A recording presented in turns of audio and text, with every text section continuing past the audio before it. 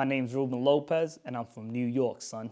Day in the life of a New York City construction worker, part 10. We made it all the way to part 10. Since we made it to part 10, I figured I'd make this a fun video and find out which is the best trade to get into for you guys. That way you guys can make your decision on what trade you would want to do. To me, the best trade to get into is actually the one that makes the most money. I really don't care about the skill part of the trade or what's more skillful or which trades are looked down upon and which ones aren't.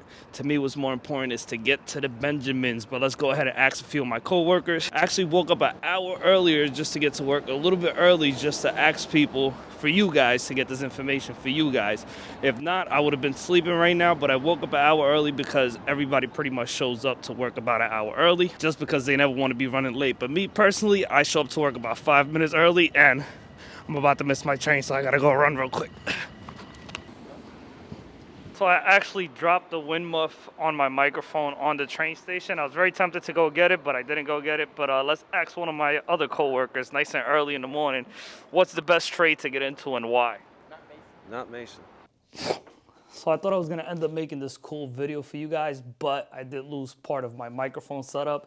So instead, I'm back here early in the morning making this video for you guys to enjoy, hopefully enjoy. So don't forget to hit the thumbs up if you do enjoy this video, and don't forget to hit subscribe to watch more videos like this. So I do have some notes that I am going to be reading out of, and let me just jump right into those notes. If you see me looking away from the cameras, because I'm reading from my notes. And also we'll save the video that I originally planned to do for another day. So I am going to come out with this fun video where I go around the city just asking different construction workers what their opinion is on the best trade to choose from. So here we go, the best trade to learn. If I had to pick one, because the way the industry is set up, there are some trades that get what I would consider more working privileges over others. Being an electrician is probably one of the best trades to get into, whether it's union or non-union. Don't get me wrong, there's gonna be electricians that are gonna complain about the job that they do, but I think if you look across all the other trades, they would have the same complaints that the electricians have, and then some, like 10 times more. As an electrician, for the most part, a good 9 out of 10 times, you're gonna leave work clean. What I mean by clean is compared to the other trades, how dirty the other trades actually get. I say a good 9 out of 10 times you'll leave clean from work as an electrician. So my number one pick would be electrician, as far as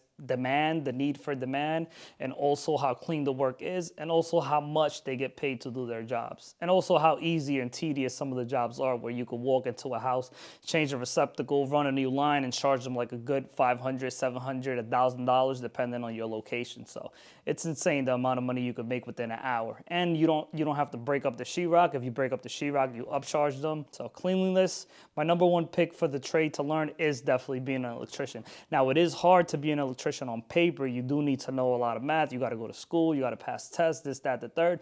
But in the practical use, in the real world use, I would say 9 out of 10 times, literally, not even 8 out of 10, 9 out of 10 times, you're not going to use anything that's really complicated. You're basically just going to tie into a grid, maybe run a few lines, an outlet, a light bulb, simple things like that. So for the most practical part of the job is actually probably the easiest as far as the amount of thought you have to put into the work that you're doing, as long as you know what you're doing, of course, which you have to learn. Number two, I would pick the dirtiest job, or yeah, I would say it's definitely the dirtiest job. My number two choice will be plumbers. The need for plumbers is absolutely astonishing.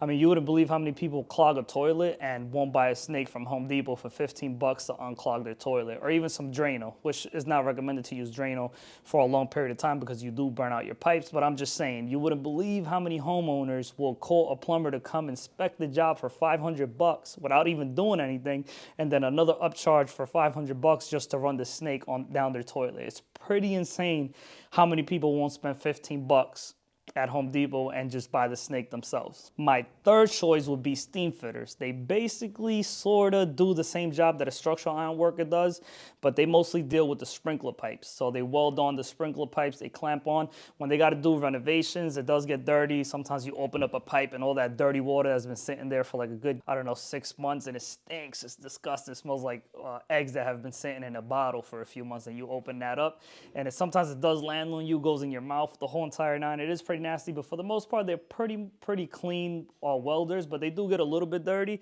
And again, you go and you run into the same thing that you might lose out on your eyesight if you don't do your job properly. And humans make mistakes no matter how qualified or professional you are, it just happens. And also your lungs get messed up over longevity. But as far as how much money they make, it's pretty insane the amount of money that they make, union or non-union. Number 4, I would pick structural iron workers. It's also one of the dirtier jobs, especially when you're doing renovations, because you have to burn the steel that's already there to replace it.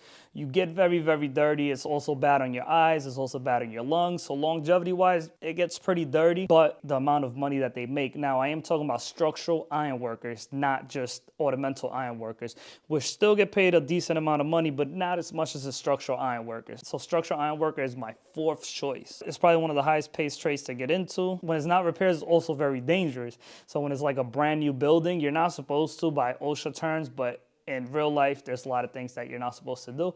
And sometimes you have to walk across a beam in order to get to the other side because the company owner doesn't want to spend like $1,000 to get you lined up really quick for a job that's going to take literally 1 minute. I know you're not supposed to put a price on life. I'm not justifying any of it. I'm just introducing you guys to what goes on. So it is pretty dangerous when it's new work, even though it's not as dirty as the old work. My 5th job would be being a locksmith. So you don't make as much money per job. So you probably do a job for like $100 versus an electrician that's going to charge $500. But you'll probably do that job consistently like 8 times a day. So you wouldn't believe how many times people lose their keys. If you just think to yourself how many times you've misplaced your own keys, now imagine you lived alone. There's a lot of people that live alone, especially in 2021. So there's nobody to open the door for you. All your windows are locked. You got to call a locksmith. And also the job is pretty light. You only got to carry a drill, maybe a lock pick set if you know how to pick locks, or just a drill to drill them out and replace the lock. It's a pretty easy, light job to do, and it's also clean, and you also get high tips also, so people will tip you $50 extra even though you already charged them $100 plus $50 for a lock that costs you $10 at Home Depot, but people will tip you another extra $50 just for getting them in the house. So my 5th job to pick is definitely a locksmith. I just don't like the idea of not having a fixed schedule or not working for a company, and I'll go into details with that in another video, why I think entrepreneurship is completely overrated, but that's not up for discussion in this video.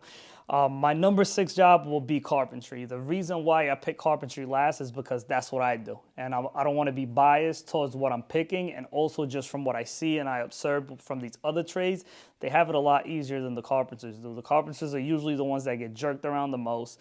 We have to wait for all these other trades to finish doing their job just for us to jump in and do those jobs.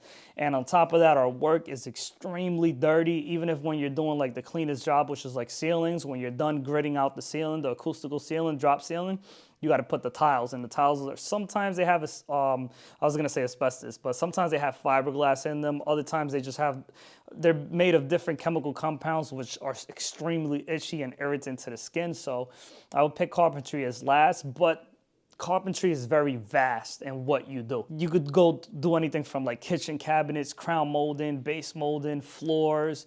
You could do walls, you could do ceilings, you could do dock building, which in itself is a whole nother trade where you got to weld, which is actually what I was doing before I left the Carpenters Union. You could do timberman, which is almost kind of what the dock builders do, but mainly with wood, but they also have to weld. You could do TIG welding. You could do a whole bunch of things with the carpentry. You could do 2 trades in one, which is welding and plus carpentry. You also are going to work with ornamental iron workers, which are the guys that do the storefronts, which also includes welding, so you got to know how to weld. There's a lot to do in carpentry. So when people ask me what's the most skilled trade to get into, it's carpentry. There's a ton of things to learn, but it's also one of the trades that get looked down upon the most. Like, I would think that people will look down at a carpenter more than they look down at a plumber. And plumbers have to deal with poop a lot of the times, but skillfully wise people, I don't know why, but people look up to plumbers more, like, oh, he's a plumber, he's got to make money, even though everybody pretty much makes the same amount of money. And my number 7 pick would be everything else that I didn't mention. Local 28, which is full of tinsmiths. They have a whole bunch of other jobs jobs that they also deal with electrical components, and some of them do a little bit of welding also.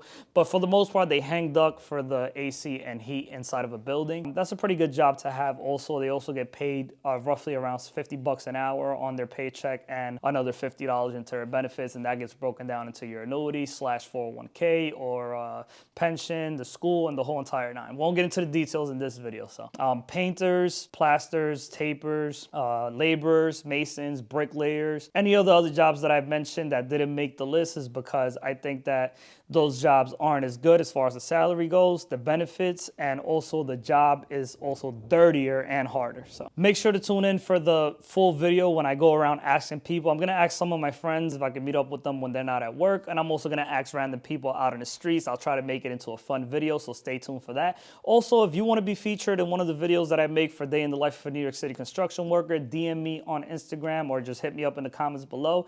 If you've done the program because you follow my videos, definitely hit me up. Say what's up. You don't have to, but I'm just saying, just say what's up. If you want to be in the video, let me know. Definitely put you on the video. If you got into the trades after you finished completing the program, also hit me up. I'm pretty sure that people would like to hear from your experiences. Just think back to yourself before you got in, all the questions you had to ask, or maybe you wanted to see somebody that was going through what you're going through as far as getting into it and what leads and what's to come and what to expect and what your experience is while you're in it also. So if you want to be down to make one of the videos, let me know. Hope you guys enjoyed this video. If you did, don't forget to hit the thumbs up. Don't forget to subscribe to watch more videos like this, and I'll see you guys on the next one. Oh, by the way, my name's Ruben Lopez, and I'm from New York, son.